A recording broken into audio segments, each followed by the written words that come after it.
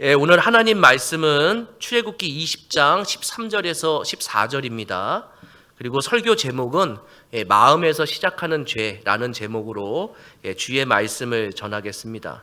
특별히 오늘 말씀 들으면서 우리가 늘 은밀하게 숨기고 있었던 이 분노, 화에 대한 이야기하고 또 음욕에 관한 이야기를 조금 우리가 같이 하면서 주님 앞에 회개하는 시간을 좀 가졌으면 좋겠습니다.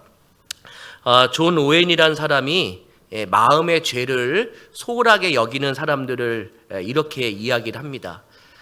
사람들의 마음속에 강력한 물줄기가 되어 흐르는 악한 생각을 막을 담이나 댐을 만들 수 있는 여지가 별로 없다. 이렇게 얘기를 합니다. 사람들이 마음의 죄를 그렇게 죄스럽게 여기지 않는다는 겁니다. 왜 사람들은 마음의 죄를 그렇게 대수롭지 않게 여기는가? 그거는 세상법이 행동으로 저지르는 죄만 징벌을 하기 때문이죠. 세상법은 마음의 죄를 처벌하지 못합니다. 그렇기 때문에 마음의 악한 생각을 계속 품고 있다고 해서 세상법으로 징계를 할 수가 없는 거죠. 그러나 하나님은 다릅니다. 하나님은 마음속의 악한 생각도 무서운 죄라고 이렇게 이야기하고 있습니다. 왜냐하면 우리의 대부분 죄가 어디서부터 시작되느냐면 마음으로부터 시작되기 때문입니다. 그러니까 마음과 몸이 이어져 있다는 거죠. 오늘 우리는 십계명에 나오는 살인에 관한 것, 또 간음에 관한 이야기를 같이 살펴보려고 합니다. 살인과 간음을 같이 설교하는 이유는 오늘 말씀에서 공통점이 있기 때문입니다. 오늘 설교 제목처럼 살인과 간음은 마음으로부터 시작되는 죄이기 때문에 같이 설교하는 게 맞는 것 같고요. 그리고 또 오늘 이 십계명에 나오는 살인이나 간음은 우발적으로 저지르는 범죄가 아니라 계획적이고 고의적인 행동의 살인과 간음을 이야기하기 때문입니다. 그래서 8계명에 도둑질하지 말라도 마음으로부터 짓는 죄긴 하지만 성경 원어에서 계획적이고 고의적인 행동을 간음과 살인과 간음을 딱 이렇게 이야기하기 때문에 이 두 가지의 계명을 묶어서 설교할 수 있도록 하겠습니다. 이렇게 보시면은 살인은 마음에서 일어나는 분노에서 시작되는 것처럼 간음도 마음에서 음욕으로부터 시작이 됩니다. 분노 없는 살인이 없고요. 그 다음에 음욕 없는 간음이 없습니다. 우리 10계명 중에 6계명이 살인하지 말라, 그리고 7계명이 간음하지 말라는 건데요. 우리 13절, 14절 같이 한번 읽겠습니다. 같이 읽습니다. 살인하지 말라, 간음하지 말라. 아멘. 10계명 중에 살인하지 말라와 간음하지 말라가 가장 짧은 계명입니다. 그런데 이게 짧다고 해서 무시하면 안 되고, 이 살인과 간음은 가장 무서운 범죄를 일으킵니다. 왜냐하면 살인은 생명을 빼앗아 가고요, 간음은 가정을 파괴하기 때문입니다. 그렇기 때문에 살인과 간음이 하나님 앞에서 가장 큰 범죄라고도 할 수 있습니다. 이 표를 보시면은 1에서 5계명에 나오는 공통된 단어는 하나님, 여호와가 반복적으로 나옵니다. 그리고 6에서 10계명은 하나님이란 단어가 나오지 않고 이웃이라는 단어가 계속 나옵니다. 그러니까 1에서 5계명은 독립적으로 마침표가 찍혀져 있어요. 나 외에 다른 신을 섬기지 말라, 그리고 마침표가 찍혀 있고, 그 다음에 우상 숭배하지 말라, 이렇게 마침표가 찍혀 있는데, 6에서 10계명은 마침표가 찍혀 있지만 연결 문장 그리고라고 되어 있습니다. 원어에는 이렇게 되어 있는 거죠. 살인하지 말라, 그리고 간음하지 말라, 그리고 도둑질하지 말라, 이렇게 연결로 되어 있습니다. 결국 6에서 10계명은 하나의 문장으로 이해하는 게 좋은 거죠. 그렇기 때문에 우리가 살인하지 말라, 간음하지 말라를 이렇게 이해하는 게 훨씬 더 좋습니다. 살인하지 말라는 내 이웃을 살인하지 말라, 이렇게 이해하는 게 좋고요. 간음하지 말라는 내 이웃을 간음하지 말라, 이렇게 이해하는 것이 훨씬 더 맞습니다. 우리에게 말하는 이웃은 누구일까요? 가족을 제외한 나머지 내가 알고 있는 사람들을 이웃이라고 할 수 있는 겁니다. 하나님이 신자에게 하나님을 소중하게 생각하는 것처럼 내가 알고 있는 이웃을 소중하게 생각하는 것이 하나님의 뜻이다라는 것을 알려주고 있는 겁니다. 그렇기 때문에 오늘 하나씩 살인과 간음을 조금 살펴보도록 하겠습니다. 첫째는 내 이웃을 살인하지 말라입니다. 돈은 잃어버려도요, 목숨이 있으면은 돈은 벌면 됩니다. 그리고 건강을 좀 잃어버려도 목숨이 있다면은 건강을 유지할 수는 또 다시 건강을 회복할 여력도 있습니다. 그러나 생명을 빼앗기면은 회복 불가능한 겁니다. 그러니까 한 사람의 생명을 빼앗는다는 것은 그 사람의 전부를 강탈하는 것과 같습니다. 근데 이 살인이 왜 하나님 앞에 큰 범죄냐? 생명의 주인이 하나님이기 때문에 그래요. 그러니까 하나님이 살리기도 하시고 죽이기도 하시는데 사람이 살인한다는 것은 하나님 위치에 있으려고 하는 모습이기 때문에 어떻게 보면은 신성모독에 관한 부분일 수도 있습니다.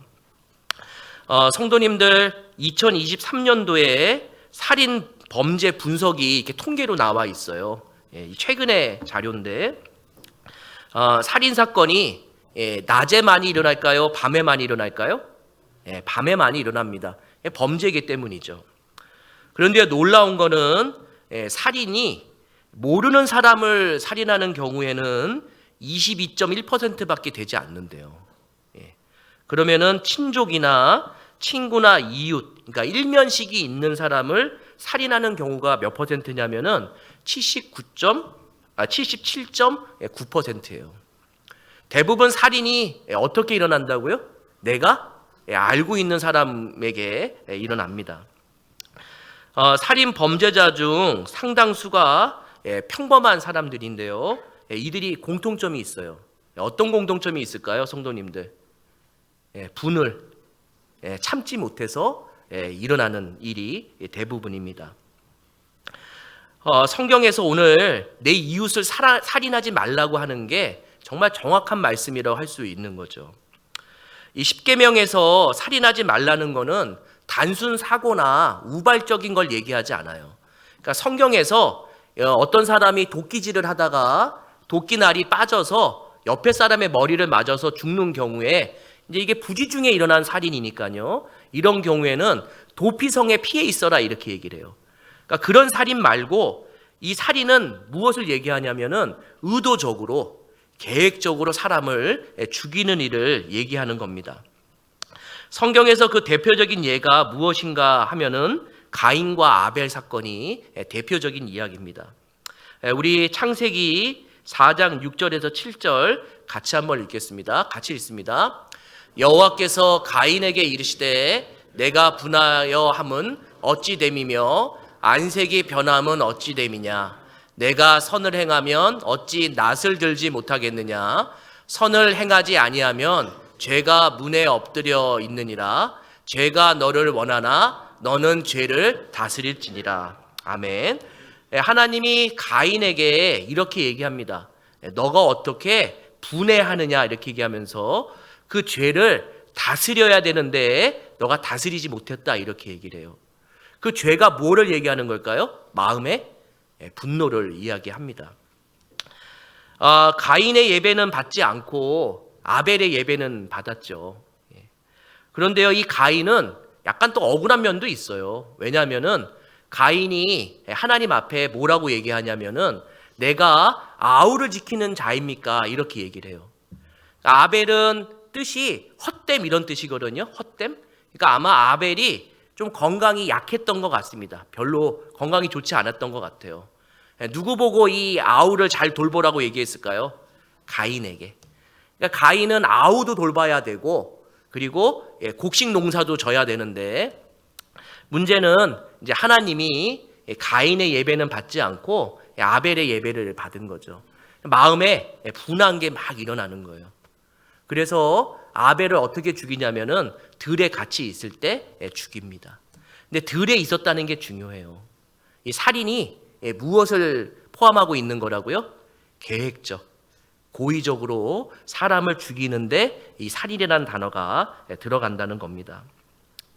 하나님은 이 분노를 가리켜서 뭐라고 얘기하냐면은 징조 없는 화산이라고 이렇게 우리는 이야기할 수 있어요.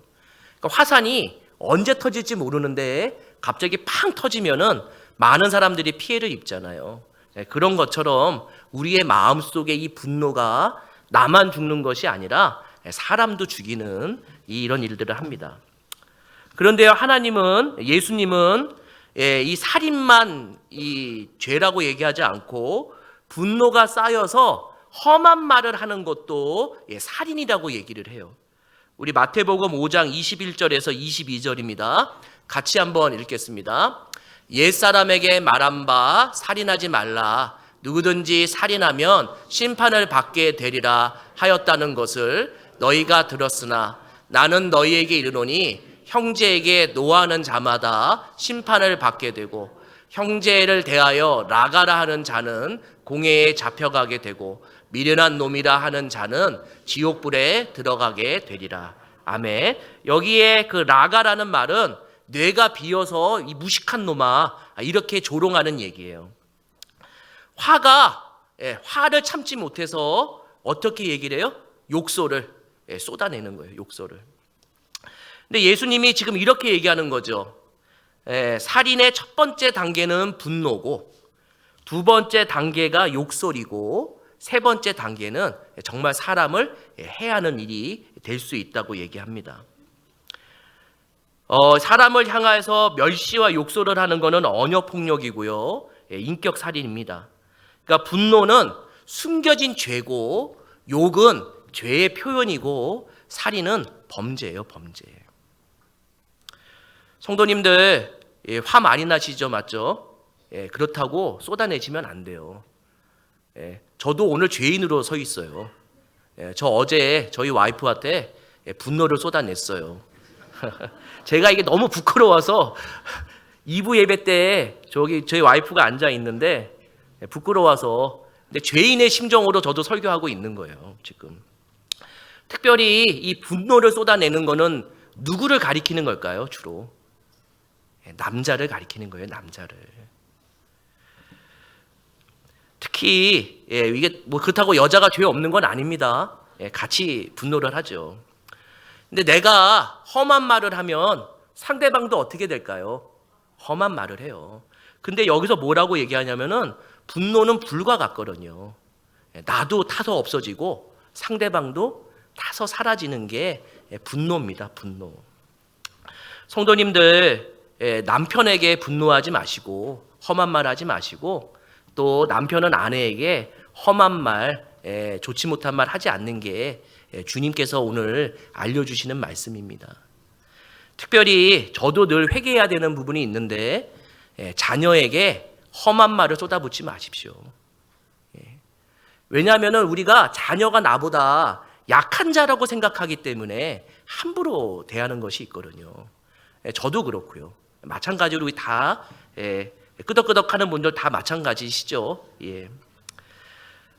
성도님들 그 분노에서 욕설로 욕설에서 살인을 막는 방법이 하나가 있어요. 어떤 방법일까요, 성도님들? 그 험한 말, 분노를 사람에게 쏟지 마시고 하나님께 하세요. 하나님께. 사람은 한계가 있어요. 그러니까 아내에게 쏟는 말도 아내는 한계가 있기 때문에 같이 험한 말을 하게 되고요. 아이들도 한계가 있기 때문에 우리의 분노를 다 받아주지 못해요. 그렇지만 유일하게 한없이 우리의 욕설과 우리의 힘든 말들을 받아주실 수 있는 분이 있어요. 그것이 누구냐면은 하나님 아버지예요. 마음에 분노가 있고 욕설을 내뱉고 싶으시잖아요. 예배당에 오세요. 예배당에. 이렇게 넓은 곳에서 하나님 앞에 심하게 욕설을 하시고 심하게 분을 풀고 가세요. 근데 왜 좁은 방구석에서 아내에게 또 남편에게 그리고 자녀에게 이거는 할 짓이 못 되는 겁니다. 저도 할 짓을 못할 짓을 늘 하고 있습니다. 우리는요, 하나님이 어떠한 분이냐면은 스폰지 같은 분이라고 늘 우리는 이해하고 있잖아요. 내가 아무리 험한 죄를 지어지래도 주님은 그걸 다 흡수하시고, 그리고 우리가 험한 말을 하나님 앞에 토설할지라도 주님은 그걸 다 흡수해서 우리를 선하게 만드시는 분입니다. 예수님도요, 사람 앞에 분노하지 않았어요. 예수님은 사람 앞에 분노하지 않고 뭘 하셨냐면은 기도하셨어요. 기도.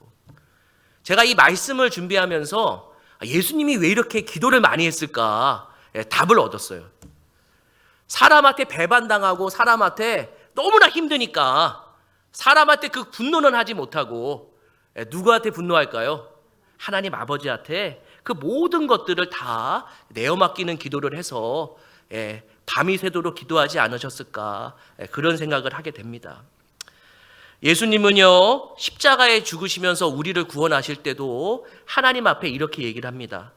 나의 하나님 어찌하여 나를 버리셨습니까? 라고 기도해요. 이거보다 더 심한 표현은 없어요. 그런데도 하나님은 그거를 받아주세요. 왜냐하면 하나님은 우리를 사랑하기 때문입니다.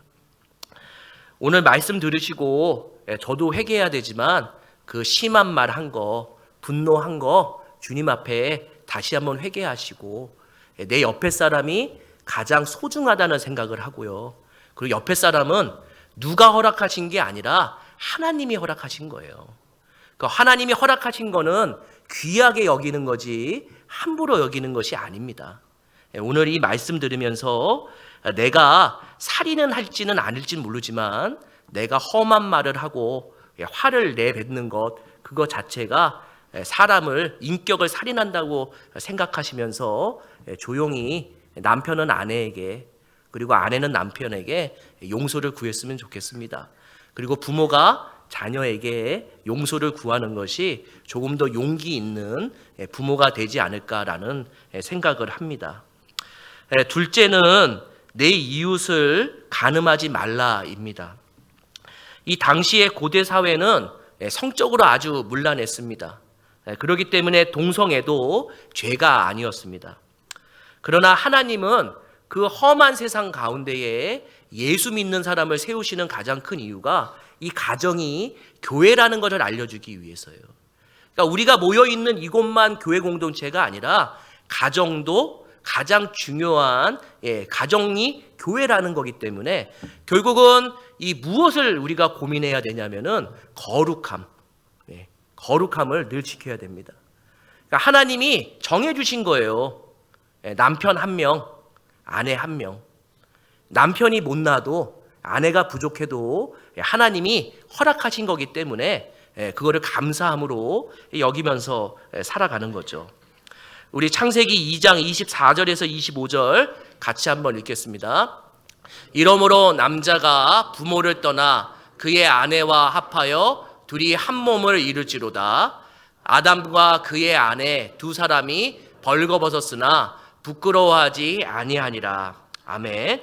여기 보시면 부부는 마음도 하나고 몸도 하나입니다. 그래서 부부에게는 뭐가 있냐면은 부끄럽지 않다고 얘기를 해요. 이 부끄럽지 않다는 것을 바꿔 말하면 뭐로 표현할 수 있을까요? 당당한 거예요. 당당한 거. 하나님 앞에서도 당당하고 부부가, 사람 앞에도 당당한 게 부부가 서로 사랑하는 거죠. 그런데 간음은 달라요. 간음은 하나님 앞에서도 당당하지 않고 사람 앞에서도 당당하지 않습니다. 그러니까 간음은 부끄러운 거예요. 이 십계명에서 간음하지 말라는 것은 이런 의미예요. 결혼한 남자가 자기 아내 외에 다른 여자와, 또는 결혼한 여자가 자기 남편 외에 다른 남자와 계획적이고 의도적으로 불륜을 하는 것을 간음이라고 얘기를 합니다. 성경에 대표적인 사건이 있어요. 다윗과 밧세바 사건. 다윗이요, 밧세바를 얻기 위해서 아주 치밀하게 계획을 해요. 맞죠? 심지어는 자기의 부하, 이 밧세바의 남편인 우리아를 죽이기 위해서 전쟁의 맨 앞장에 세워서 죽여요. 이 간음이 그렇게 무서운 거예요. 간음이. 그러면서 밧세바를 아내로 맞이할 때 당당하게 맞이해요. 당당하게. 근데 하나님은 나단을 통해서 말씀을 가지고 혼내세요. 이 간음은요, 얼마나 무서운 거냐면은 살인은 한 사람을 죽이든지 한 가정을 파괴해요. 근데 간음은요, 한 가정을 파괴하는 게 아니라 두 가정이 파괴됩니다.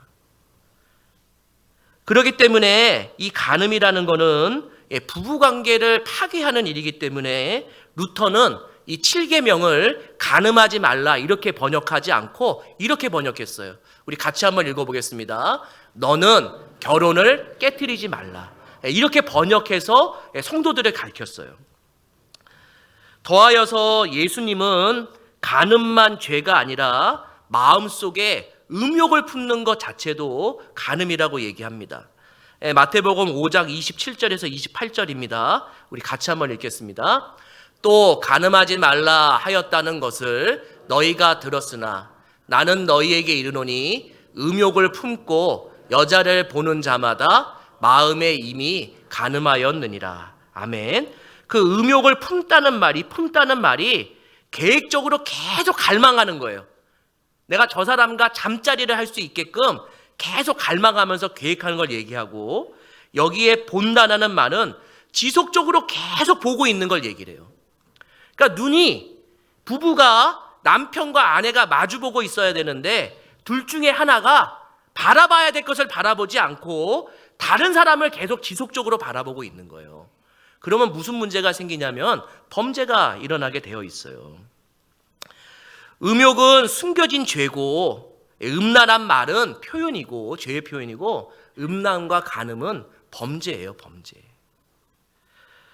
이 간음을 어떻게 해결할 수 있을까? 이 음욕을 어떻게 해결할 수 있을까? 제가 좋아하는 워터카이저라고 하는 신학자가 있는데, 이 사람이 이렇게 가르치라라는 책에서 잠언 5장 18절에서 19절로 우리에게 알려주는데 정말 기가 막히게 알려줘요. 우리 잠언 5장 18절에서 19절 같이 한번 읽겠습니다. 같이 읽습니다. 내 셈으로 복되게 하라. 내가 젊어서 취한 아내를 즐거워하라. 그는 사랑스러운 암사슴 같고 아름다운 암노루 같으니 너는 그의 품을 항상 족하게 여기며 그의 사랑을 항상 연모하라. 아멘. 여기서 말하는 셈은 여성을 얘기를 해요. 셈이 여러 개가 아니라 몇 개예요? 셈이? 하나예요, 하나. 근데 성경에서도요, 주로 간음은 누구를 얘기하냐면은 남자예요, 남자. 그러니까 오늘 특별히 남자분들 화 좀 덜 내시고, 그리고 늘 아내만 바라보세요. 그래야지 남편으로 존경받아요. 아내도 마찬가지입니다. 아내가 죄인이 아니라는 거 아닙니다. 근데 여기에 보시면 이렇게 얘기해요. 그거 계속 보여주시면 이렇게 얘기를 해요. 젊어서 취한 아내를 어떻게 해요? 즐거워하라. 이 즐거워한다는 말이 너무나 아름다운 말씀이에요. 저번 주 설교할 때 하나님을 내가 만나면은 어떤 일이 생겨요? 기쁘고 즐거운 일이 생기죠. 그러니까 지금 이렇게 얘기하는 거예요. 남편이 아내를 보면은 하나님을 만나는 것처럼 어떻게 해요? 기쁘고 즐거워야 되고, 아내는 남편을 바라보면은 항상 기쁘고 즐거워야 돼요. 제가 질문을 하나 할게요. 성도님들 노골적으로. 배 나온 남편, 예전 남편과 젊었을 때 다르게 배 나온 남편, 사랑스러워 보이세요? 사랑스러워 보이지 않으세요? 얘기를 해주셔야죠. 젊었을 때 만났던 아내, 근데 지금 얼굴에 주름이 가득해요. 그 주름까지도 사랑스러워요? 사랑스럽지 않으세요? 그런데요, 오늘 말씀에서 뭐라고 얘기하냐면은 그 아내, 젊었을 때 만난 아내를 하나님 보는 것처럼 해라 이렇게 얘기하잖아요. 이게 쉬울까요? 어려울까요? 어려워요. 이거 쉬우면은 답이 아니잖아요. 어려워요. 맨 마지막에 이렇게 끝나요. 그의 사랑을 항상 연모하라. 그의 사랑을 항상 연모하라 이렇게 되어 있잖아요. 근데 이게 원어에는 그의 사랑을 항상 연모하라가 아니라 원어에는 내가 술을 가득 먹은 것처럼 상대방을 사랑하라 이렇게 얘기를 해요. 술을 많이 마신 다음에 아내를 보면은 아내가 예뻐 보일까요? 예뻐 보이지 않을까요? 예뻐 보이는 거예요. 아내는요 마찬가지로 사랑스러워 보이는 거예요. 근데 이 말씀이 술을 마신 것처럼 마시고 나서 아내를 사랑하는 것처럼 남편을 사랑하는 것처럼 하라 이렇게 얘기하는데 성경에 이렇게 얘기를 해요. 술에 취하지 말고 성령의 충만함을 받으라. 왜 옆에 있는 아내가 사랑스럽지 않은지 아세요? 내가 성령 충만하지 않기 때문이에요. 내가 하나님을 사랑하는 것만큼 아내를 사랑해요. 이거 진리예요. 남편이 하나님을 사랑하는 것처럼 아내를 사랑하고요. 아내가 하나님을 사랑하는 것처럼 아내를 사랑해요. 근데 내가 지금 아내를 바라보는데 아내가 사랑스럽지 않잖아요. 그러면은 예수가 사랑스럽지 않은 거예요. 내가 남편을 바라보는데 저 튀어나온 배가 마음에 안 들어요. 그러면은 예수님을 그만큼 사랑하지 않는 거예요. 우리는 신앙인이잖아요. 신앙인은 부부가 바라보기도 하지만 하나님을 바라보면서 신앙생활을 하는 거죠. 내가 하나님을 사랑하는 것처럼 이웃을 사랑하는 것 같이 내가 하나님을 사랑하는 것만큼 내 남편과 아내를 사랑하는 게 맞아요. 지금 우리 회개해야 돼요. 아내가 사랑스러워 보인다면은 내가 하나님을 그만큼 사랑하고 있는 거고, 남편을 사랑하고 있다는 거고, 아내도 똑같이 하나님을 사랑하는 것만큼 아내가 이쁘게 보이는 겁니다. 저도 죄인이라고 얘기했습니다. 오해하시면 안 돼요. 루터가 이런 유명한 말을 합니다. 같이 한번 읽어보겠습니다. 루터가 이런 말을 합니다. 머리 위로 지나가는 새는 막을 길이 없다. 그러나 내 머리 위에 둥지를 트는 새는 막아야 한다. 왜 이런 얘기를 했냐면은 마음속에 분노가 일어나는 것, 마음속에 음욕이 일어나는 것, 마음속에 두려움이나 절망이나 의심이 일어나는 것, 이거 당연한 걸까요? 당연하지 않을까요? 당연할까요? 당연하지 않을까요? 당연한 거예요. 내 마음속에 분노가 일어나고 내 마음속에 음욕이 일어나고 내 마음속에 의심과 절망이 일어나는 거는 당연한 거예요. 왜 그럴까요? 우리 죄인이거든요. 우리 의인 아니에요. 예수의 피로 구원받았기 때문에 의인이지 우린 여전히 죄인으로 살아가요. 죄인인데 죄인의 마음에 뭐밖에 없겠어요? 더러운 거밖에 없어요. 더러운 거. 죄를 저지르기 때문에 죄인이 아니에요. 죄인이기 때문에 죄를 저지르는 거예요. 그러니까 우리 마음속에 더러운 것들이 자리 잡는 게 맞아요. 그것 때문에 마음 아파하실 필요 없어요. 그런데 뭐를 해야 되냐면은 마음속에 있는 죄덩어리를 어떻게 해야 돼요? 제거하려고 노력하는 게 아니라 밀어내셔야 돼요. 밀어내셔야 돼요. 그게 계속 비워낸다고 해서 비워지지 않아요. 죄인이 그 죄를 얼마큼 깨끗하게 할 수 있겠어요? 내가 아무리 후벼 파도 계속 죄가 남아있게 돼요. 그런 방법이 한 가지밖에 없는 거예요. 뭐밖에 없을까요? 선한 걸로 가득 채워서 더러운 것들을 밀어내시는 거예요. 오늘 말씀을 살펴보면은 우리 모두 다 살인자예요. 하루에도 12번씩 화를 내시잖아요. 우리 모두 다 간음하는 자입니다. 마음속에 다 음욕을 갖고 있어요. 근데 이거를 비우려고 하지 마시고 마음속에 좋은 걸로 가득 채워서 이 더러운 것들을 밀어내시는 거예요. 오늘 제가 설교를 준비하면서 어떤 동영상을 하나 봤냐면은 호주에 거주하는 사람인데 자기개발 전문가예요. 근데 이 사람이 멜 메리트라는 사람입니다. 이 사람이 동영상에서 뭘 보여주냐면은 빈 컵이 하나 있는데 빈 컵에다가 깨끗한 물을 이렇게 생수를 부어놨어요. 가득. 그리고 옆에 있는 흙을 한 두세 숟갈 퍼가지고 깨끗한 물에 넣은 다음에 막 이렇게 지었어요. 그러면서 이렇게 물어봐요. 이 물을 깨끗하게 하는 방법은 무엇이 있을까요? 사람이 맨 처음에 어떻게 생각할까요? 그 더러운 것들, 흙을 건져내면 된다고 생각하죠. 그런데 그 흙을 계속 건져내도 그 물은 계속 더러워요. 우리 마음 상태예요, 우리 마음. 더러운 것들을 계속 비워도 그 빈 공간에 어떻게 해요? 더러운 것들이 계속 차요. 근데 이 사람이 이렇게 해요. 그 더러운 흙탕물을 있는데 깨끗한 물을 계속 붓는 거예요. 언제까지 불까요? 흙탕물이 맑아질 때까지. 물을 계속 부니까 그 흙탕물이 점점 더 바깥으로 빠져나가면서 물이 깨끗하게 됩니다. 그러면서 이 사람이 이렇게 얘기를 해요. 나쁜 생각을 지우려고 하지 말고 좋은 생각을 마음에 가득 갖게 해서 나쁜 생각을 밀어내라고 그러는 거예요. 그런데 이것이 신앙적인 말이에요. 우리의 죄가 내가 닦는다고 해서 닦아지지 않아요. 뭘로 우리는 가득 채워야 될까요? 예수로 가득, 항상 예수로 충만한 상태로 계속 있으면 그 더러운 것들이 계속 밀려나가게 되는 일이 일어납니다. 우리 에베소서 3장 16절에서 17절 같이 한번 읽겠습니다. 같이 읽습니다.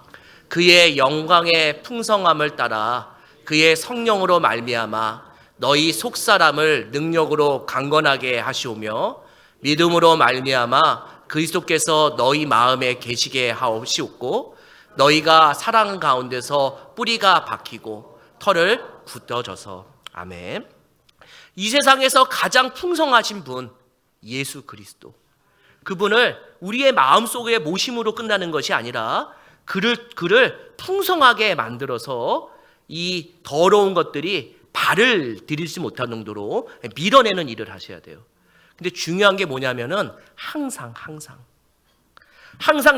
내 마음에 성령이 충만하셔야 되고, 항상 내 마음에 하나님의 은혜가 가득하지 않으면은 그 조금이라도 하나님의 은혜가 99%인데 단 1%가 빈 공간이 있으면은 그 빈 공간 1%로 뭐가 들어와요?